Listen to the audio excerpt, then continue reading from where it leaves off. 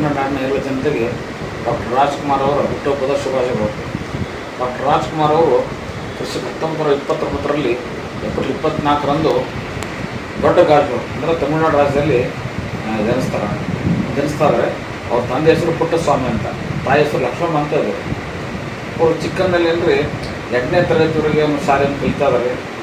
8ನೇ ತರಗತಿಯಿಂದ ಅವರು ಕಡು ಬಡತನದ ಶಾಲೆಯನ್ನು ಕಲಿತಾ ಇದ್ದಾರೆ. ಅವ್ರ ತಂದೆಯವರಂದರೆ ರಂಗಕರ್ಮಿಗಳು, ಅವರು ಸಹ ನಾಟಕದಲ್ಲಿ ಪಾತ್ರ ಮಾಡ್ತಾಯಿದ್ರು. ಕಂಸ ಆಗಲಿ ಮತ್ತು ಭೀಮ್ ಆಗಲಿ, ಈ ಥರ ಅಂದರೆ ಒಳ್ಳೆ ಪಾತ್ರ ಮಾಡ್ತಾಯಿದ್ರು. ಅದೇ ಥರ ಅಂದರೆ ಚಿಕ್ಕಂದಲ್ಲಿ ಡಾಕ್ಟರ್ ರಾಜ್ಕುಮಾರ್ ಅವರಿಗೆ ಮುತ್ತುರಾಜ್ ಅಂತ ಕರಿತಾರೆ. ಮುತ್ತುರಾಜ್ ಅಂತ ಯಾಕೆ ಕರಿತಾರೆ ಅಂದ್ರೆ, ಇಲ್ಲಿ ಮಂಡ್ಯ ಜಿಲ್ಲೆಯ ಮಳವಳ್ಳಿ ಅಂತ ಅಲ್ಲಿ ಬರ್ತದೆ. ಅಲ್ಲೇನ್ರಿ ಮುತ್ತುರಾಯ ಅಂತ ಅಂದ್ರೆ ವಾಯುಪುತ್ರ ಹನುಮಾನ್ ಅಂದ್ರೆ ಮುತ್ತುರಾಯ ಅಂತ ಕರೀತಾರೆ. ಮುತ್ತುರಾಯ ಅಂದ್ರೆ ಒಂದು ದೇವಸ್ಥಾನ ಅದ. ಮುತ್ತುರಾಯದಿಂದ ಮುತ್ತುರಾಜ್ ಅಂತ ಹೇಳಾಗುತ್ತೆ. ಯಾಕಂದ್ರೆ ಹನುಮಾನಂಗೆ ಅಂದರೆ ಅವರಲ್ಲಿ ಶಕ್ತಿ ಇಲ್ಲ ಅಂತ. ಅದೇ ಥರ ಅಂದರೆ CN ಸಿಂಹ ಅಂತ ಇರ್ತಾರೆ. ಅವರು ಗುಬ್ಬಿ ವಿವರಣದಲ್ಲಿ ಅವರು ಕೆಲಸ ಮಾಡ್ತಿರ್ತಾರೆ. ಅವರಿಗೆ ಒಬ್ಬ CN ಸಿಂಹ ಅವರಿಗೆ ಒಬ್ಬ ಒಳ್ಳೆಯ ನಟನ ಒಂದು ಹುಡುಕಾಡ್ತಾ ಇರ್ತಾರೆ. ಅವರು ಒಳ್ಳೆಯ ಒಬ್ಬ ನೋಡಲಿಕ್ಕೆ ಚೆನ್ನಾಗಿರೋರು. ಅದೇ ಥರ ಅವರಿಗೆ ಅವ್ರು 1953ರಲ್ಲಿ ಪಾರ್ವತಮ್ಮ ರಾಜ್ಕುಮಾರ್ ಮದುವೆ ಆಗ್ತಾರೆ. ಮದುವೆಗಿಂತ ಮುಂಚೆ ಅವರು ಒಂದು ಮದುವೆ ನಿರಾಕರಣೆ ಮಾಡ್ತಾರೆ ಡಾಕ್ಟರ್ ರಾಜ್ಕುಮಾರ್ ಅವರು. ಯಾಕಂದ್ರೆ ಅವ್ರು ಕಡು ಬಡತನ ಇತ್ತು. ಮತ್ತು ನನ್ನ ಜೀವನದಲ್ಲಿ ನನ್ನ ಏಕಾಂತ ಜೀವನ ಕಷ್ಟ ಆಗಿದೆ, ನಾನು ಯಾಕೆ ಮದುವೆ ಅವ್ರು ಕೇಳ್ತಾರೆ ತಂದೆ ಅವರಿಗೆ. ಕೊನೆಯಲ್ಲಿ ಅವ್ರ ತಂದೆ ಮಾತನ್ನು ಬೆರಂಗಿಲ್ಲ. ಅವರು ಮನುಷ್ಯನ ಜೀವನದಲ್ಲಿ ಒಂದು ಸತಿ, ಒಂದು ಸುತ, ಪಶು ಮತ್ತು ಆಲಯ 4 ಹಂತದಲ್ಲಿ ಸ್ಟಾರ್ ಚೇಂಜ್ ಆಗ್ತಾವೆ.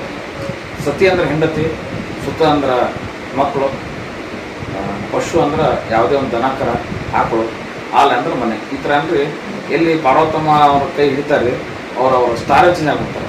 ಅವರು ಹೊರನಟನಾಗಿ ಮತ್ತು ಕರ್ನಾಟಕ ರತ್ನರಾಗಿ, ಈ ಥರ ಅಂದರೆ ನಟ ಸಾರ್ವಭೌಮನಾಗಿ ಅಂದರೆ ಸಾಕಷ್ಟು ಹೆಸರು ಗಳಿಸ್ತಾರೆ. ಇನ್ನು ಪಾರ್ವತಮ್ಮ ಮದುವೆ ಆಗ್ತಾರೆ. ಅವರು ಒಂದು ನೋಡಲೇ ಇಲ್ಲ, ಯಶಸ್ಸಿನಲ್ಲೇ ಯಶಸ್ಸು.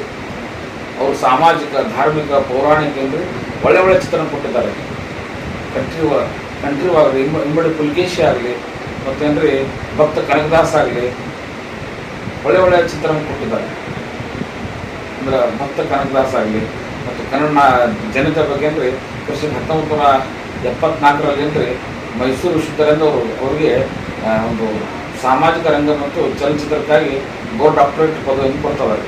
ಅದೇ ರೀತಿ ಅಂದರೆ 1983ರಲ್ಲಿ ಅವರಿಗೆ ಪದ್ಮಭೂಷಣ ಪ್ರಶಸ್ತಿಯನ್ನು ಕೊಡಲಾಗ್ತದೆ. 1992ರಲ್ಲಿ ದಾದಾ ಸಾಹೇಬ್ ಫಾಲ್ಕೆ ಪ್ರಶಸ್ತಿಯನ್ನು ಕೊಡಲಾಗ್ತದೆ. ದಾದಾ ಸಾಹೇಬ್ ಫಾಲ್ಕೆ ಯಾಕೆ ಪ್ರಶಸ್ತಿ ಕೊಡ್ತಾರೆ ಅಂದ್ರೆ, ನಟನೆಗಾಗಿ ಅವರು ಅತ್ಯುತ್ತಮ ನಟನೆ ಯಾರು ಮಾಡ್ತಾರೋ ಅವ್ರಿಗೆ ದಾದಾ ಸಾಹೇಬ್ ಫಾಲ್ಕೆ ಪ್ರಶಸ್ತಿ ಕೊಡ್ತಾರೆ.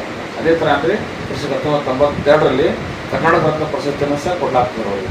ಅಲ್ಲದೆ 1999ರಲ್ಲಿ ನಾಡೋಜ ಅಂದ್ರೆ ಕರ್ನಾಟಕದ ನಾಡೋಜ ಪ್ರಶಸ್ತಿ ಕೊಡಲಾಗುತ್ತದೆ.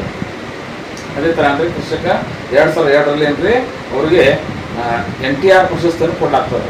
ಈ ಥರ ಅಂದರೆ ಸಾಕಷ್ಟು ಪ್ರಶಸ್ತಿಯನ್ನು ಪಡೆದಂಥ ಹಿನ್ನೆಲೆ ಗಾಯಕ ಮತ್ತು ನಟ ಅಂದ್ರೆ ಡಾಕ್ಟರ್ ರಾಜ್ಕುಮಾರ್ ಅವರು. ಡಾಕ್ಟರ್ ರಾಜ್ಕುಮಾರ್ ಅವರು ಅಂದ್ರೆ ಒಂದು ಹೆಮ್ಮೆ ರೀ, ಕರ್ನಾಟಕ ಜನತೆಗೆ ಒಂದು ಹೆಮ್ಮೆ. ಯಾಕಂದ್ರೆ ಅವರು ಒಂದು ಮೇರು ನಟನಾಗಿ ಮತ್ತು ಕಲ್ಯಾಣ್ ಕುಮಾರ್ ಮತ್ತು ಉದಯ್ ಕುಮಾರ್ ಅಂದರೆ ಅವರ ಸಮಕಾಲ ನಟರು ಎಲ್ಲರನ್ನು ಮೀರಿಸಿದ್ರೆ ಅವರು ಒಳ್ಳೆಯ ನಟನಾಗಿ, ಆದರ್ಶ ವ್ಯಕ್ತಿಯಾಗಿ ಭಾಳ ಒಂದು ಕನ್ನಡ ಜನತೆಗೆ ಹೆಮ್ಮೆ ಇದೆ. ಅವ್ರಿಗೆ ಕರ್ನಾಟಕ ರತ್ನ ಕರೀತಾರೆ. ಮತ್ತು ಕರ್ನಾಟಕ ನಟನೆಯಲ್ಲಿ ಮತ್ತು ಭಾಳಷ್ಟು ಸಂಗೀತದಲ್ಲಿ ಅಂದರೆ ಅವರಷ್ಟು ಹೆಸರು ಮಾಡಿದ್ರೆ ಯಾರೂ ಇಲ್ಲ. ಅದೇ ಥರ ಅಲ್ಲದೆ ಅವ್ರಿಗೆ ಅವರು 3 ಮಕ್ಕಳು ಸರ್ ಅಂದರೆ ಶಿವರಾಜ್ ಕುಮಾರ್ ಆಗಲಿ, ರಾಜೇಂದ್ರ ರಾಜ್ಕುಮಾರ್, ಅಪೂರ್ವ, ಅವರು ಸಹ ಕನ್ನಡ ಚಿತ್ರರಂಗ ಒಂದು ದೊಡ್ಡ ಕೊಡುಗೆಯನ್ನು ಕೊಟ್ಟಿದ್ದಾರೆ. ಅದು ಭಾಳ ಒಂದು ಅವಿಸ್ಮರಣೀಯ ಘಟನೆ.